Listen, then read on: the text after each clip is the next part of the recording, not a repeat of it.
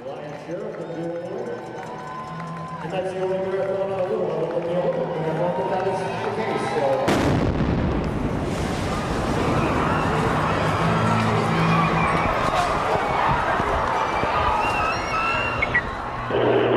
Zone 1, the UCC, what was that on Boylston? A33, something just exploded at the finish line. UCC, did I hear that correctly? Yeah, see it? I'm going to confirm it. 2 devices just went off at Boylston and Exeter. It was extremely unnerving to walk into our hospital, my hospital, to see people standing with rifles in the middle of Boston, Massachusetts. Boston, that's my backyard, you know, that stuff doesn't happen here. It was a very extremely taxing and challenging week in many ways. We saw a lot of horrific things that whole week, and we saw a lot of wonderful things. I work as a volunteer in the finish line. I'm on the finish line tent. When the first bomb went off, we actually didn't know what it was that went off. I was kneeling on the ground, and basically the ground shook. It shook right underneath our feet. Before we could say it to anybody, like, oh my God, what was that? The second one went off. Most of the wounded were in just total shock. They were just staring ahead, blank stares, just fear. And it was mostly the family members and other people carrying them in, and you just couldn't turn around. It was everywhere. In total, as you may know, it was almost 300 patients were treated at the hospitals from the marathon. There were 3 fatalities at the scene, but everybody who got to the hospital survived. That's unprecedented in the world of disaster medicine.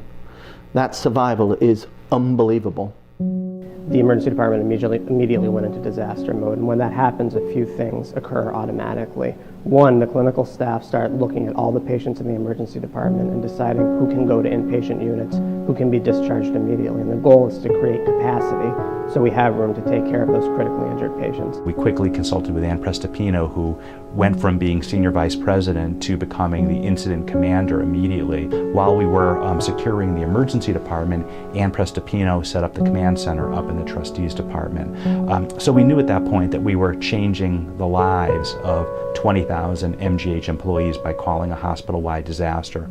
But we knew that that was the right thing to do at that particular moment. One of the things that was going on concurrent with our setting up the Emergency Operations Center was one of our anesthesiologists received a text message from a friend who said something's going on at the marathon. It looks like a lot of people are hurt.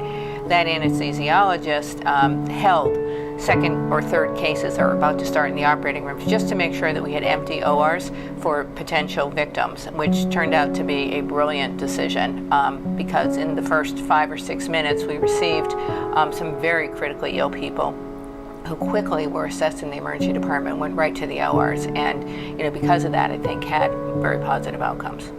Because the bomb was on the ground presumably, and I believe put under something, and the blast came out at a low level, so nearly everybody was injured in the backs of their legs because it came from behind them. So they had shrapnel and burns and particle injuries to the lower legs, mainly soft tissue, a few fractures too, but with bits of metal embedded in them.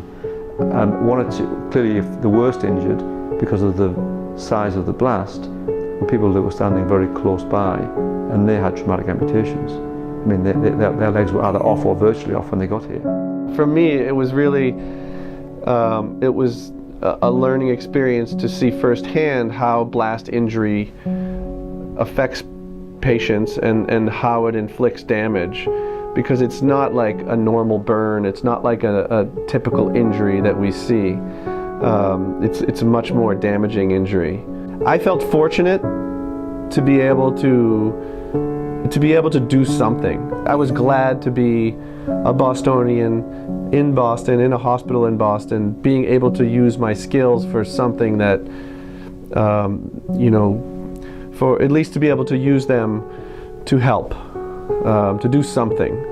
Doctors and nurses and administrators and other types of MGH staff came together to really take care of a large number of critically ill and injured patients, critically injured patients, quietly but compassionately, effectively, quickly.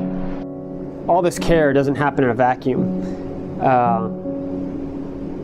You know, you can't be successful in the operating room unless patients are appropriately screened and resuscitated in the emergency room. And you can't execute in the operating room without the nursing staff and anesthesia staff to support you. And then patients can't stay alive after their operation if they don't have good critical care from the nurses and the physicians in the ICU, and so on and so on and so on. As I was in a place that many others weren't, I thought it was good to take pictures, which I do. A lot of times when you take pictures, you don't know what they're going to show until you look at them. So I wasn't looking at what at others, I was just taking. And as I looked back, and as photographs often reveal, there were the faces, the concentration, the collaborations of the folks in the Incident Command Center, in the emergency room. There they were. It was a historic moment. I got a call from the Public Affairs Office, and they asked if I'd be willing to give a news conference. I gave a news conference, and really I had no idea what to expect. I got one piece of information, which were the ages of the patients, and I got one piece of advice, which is if you don't know the answer to the question, just say I don't know, or I don't have that information. And that was probably the best piece of advice I could have possibly gotten. Most interesting thing about it was I had no concept of what was going on outside the hospital until that moment.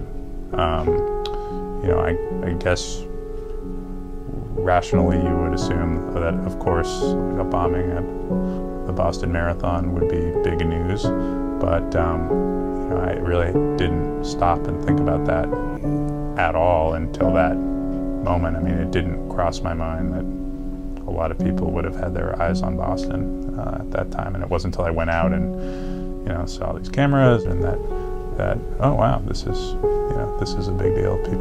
People are paying attention to what we're doing here and what happened here. There's no question that it had an emotional toll, which is only expected.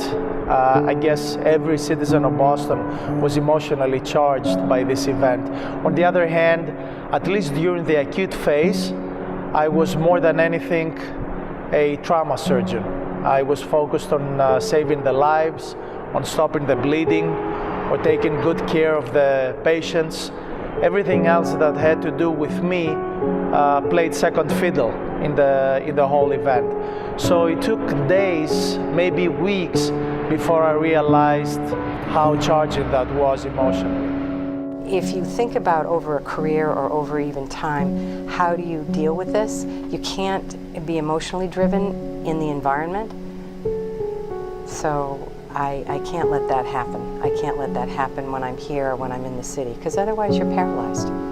So, and I choose to live. I choose to think positive about it. I choose to move forward, and I choose not to be intimidated by this. So I can't get emotionally drained. Otherwise, I can't be here for the next person that needs us.